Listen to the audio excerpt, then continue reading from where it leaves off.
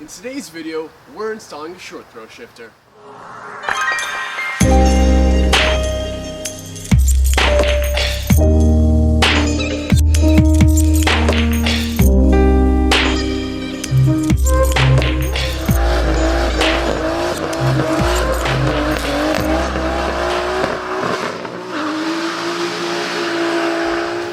What's up guys? How are you all doing today? Hope you guys are all well. Thank you for joining me for another DIY video today. Today, as you guys can see, we are installing a short throw shifter in the 240.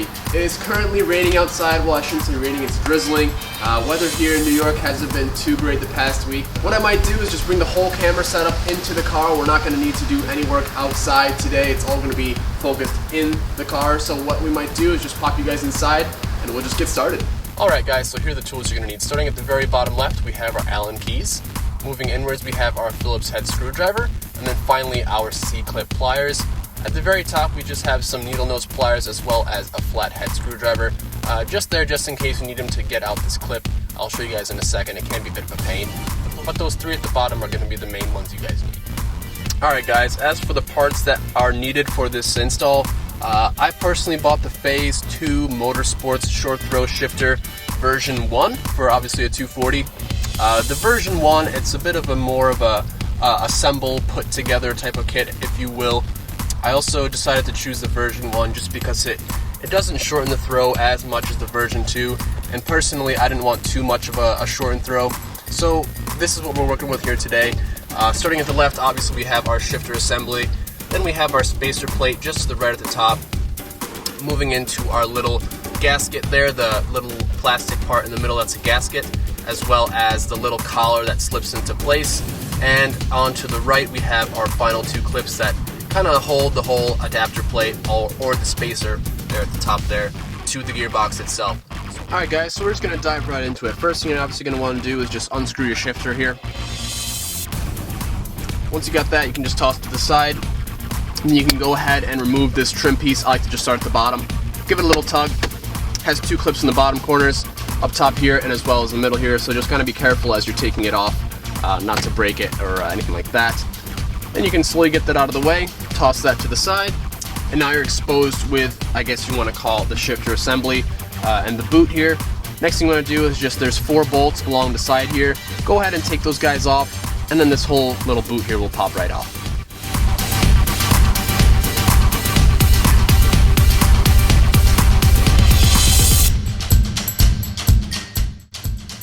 Alright guys, now that you have that boot off, you can go ahead and just take off the little grommet here right at the bottom. Mine's already off, I just already slipped it off before, but yours may have a zip tie around it. If so, just give that little cut and it should slide right off. Now that the shifter assembly is visible, go ahead and take your C-clip pliers and fish for the C-clip that sits between the shifter and the top of the housing. Go ahead and take that guy out, and once you do, the shifter should just pop right out.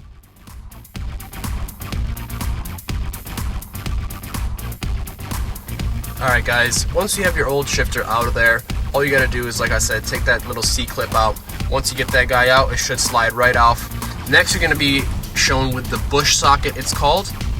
However, I want to mention, I had already gone through this process before just to kind of make sure everything worked fine and bolted up just how it should.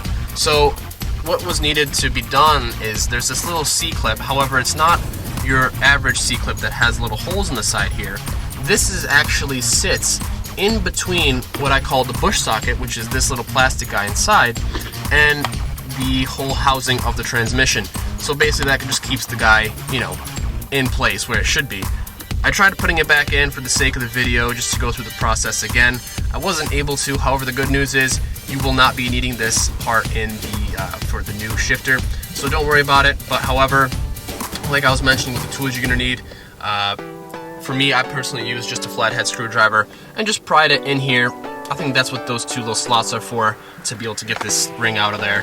So once you get that little pried out, slowly make your way around and it'll pop right out. Just be careful because mine went flying, so make sure you're aware of that. Also, I just want to apologize guys that I'm doing this with one hand. Obviously it's just myself here today, so I'm trying to do the best I can here. Hopefully it turns out okay. So once you have that clip out of there, all you're going to do is just take out the bush socket. Should slide right out. Then you're going to set this guy to the side for now. Alright guys, next step is going to be to remove the wave washer that's sitting inside here. You're just going to want to pick it up with your hand, just a little thin piece of metal. And you're going to be reusing this, so just set this to the side and make sure you have it in. Alright, so the next step is going to be installing this collar here. You're just going to be sliding it right into the center of the tranny. It should slide and drop all the way down. And yes, I know someone's going to comment about my little bends here and whatnot, but you have to use a crowbar or something. In my case, I decided to obviously find out the best idea. But for RV swaps, they recommend you move the tranny as close to the passenger side as possible, at least with the McKinney mounts. So what I did, obviously took a little bar here and just started prying it. So, it is what it is, you can't see it. I just want to clear that up. Alright, so once when you dropped your collar inside, you're going to go back to that wave washer we just took out, and you're just going to slide them right in there and place it right on top. Next up guys, you want to go back and grab your bush socket from earlier and make sure it's pointing the same direction that when you took it out from, and just slide the guy right down in there. Obviously, line up the two prongs with the holes in the side, no other way, and it should kind of float in there. Obviously it has a little bit of spring because of that wave washer, but no worries.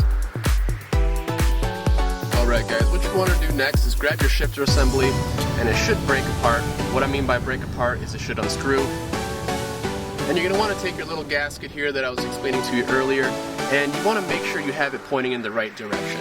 So at least with my kit, as you guys can see, I don't know if it's showing up on camera too well, but there's one side that has more so of a bow to it on the inside as opposed to the other side. So you just want to make sure, I don't know if this camera's focusing or not, but you just want to make sure you have it pointing in the right direction.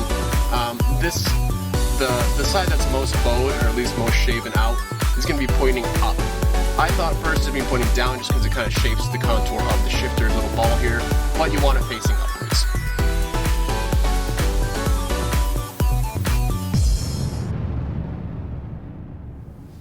Alright, so the next step, and we're almost done here guys, is you're going to just be placing the shifter, obviously with this little guy on here, into the whole assembly. And now you're going to want to take your little gasket and slide it inside the bush socket. It is a bit of a tight squeeze, but it fits in no problem. Once you get that in there, we'll move on to the next step.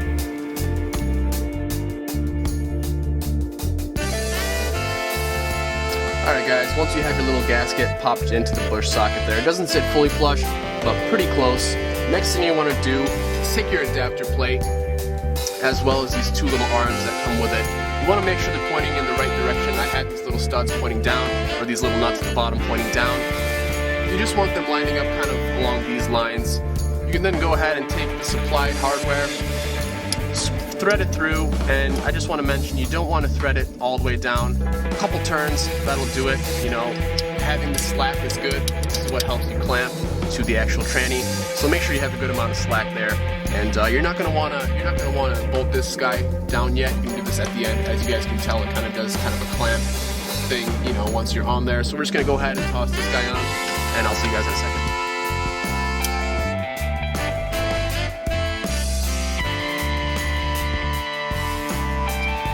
Alright, and there you have it guys. So as you guys can see, we're hooked on here, and it's just kind of a, clamp style here. So what you're gonna have to do is slide this right around the shifter.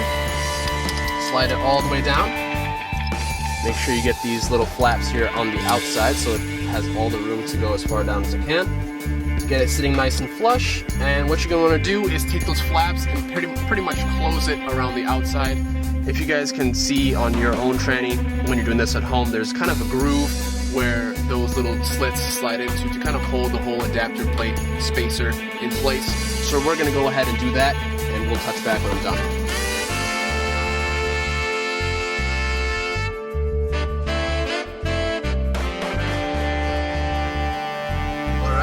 There you have it. As you guys can see, kind of how I was explaining earlier, they just kind of clamp around the sides. Once you got it clamped, for me personally, I just went in a diagonal pattern, for tightening them just to make sure the plate's standing nice and flat. And now, you have your full shifter in, doesn't move up and down, it's nice and in there, definitely you can tell just by moving it side to side that it's definitely shortened a little bit. From what it said on the website, the version 1 shortened it about 30%, and for me that sounded absolutely perfect. I think the version 2 was about 40 to 50%.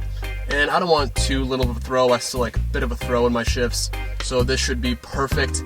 I'm just gonna go ahead and put all the trim back on, and I'll see you guys when I'm done. Almost forgot to mention, guys, you want to add a little bit of grease inside your shifter assembly here, just because you're not able to use the dust boot anymore. You can, but obviously it doesn't sit as flush as it used to be able to. So I'm just gonna go ahead and toss some grease inside there just to kind of keep any little loose bits of dirt out.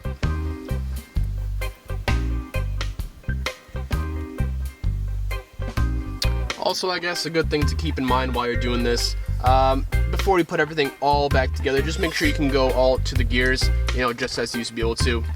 Make sure there's no interruptions, make sure every gear works, make sure you try out reverse as well. And wow, just by doing this, guys, I can definitely tell that the throw is just so much shorter. It feels great, nice and notchy. I'll do a review on the whole short throw, shifter in another video, but obviously this is just an install and kind of assembly, because I wasn't able to find, too many videos along the lines of putting in, this style of shifter where you kind of have to quote unquote, assemble it, so on and so forth. So let me just go back and put all the trim on, like I was saying, since it's shifting perfectly fine, and we'll get this wrapped up.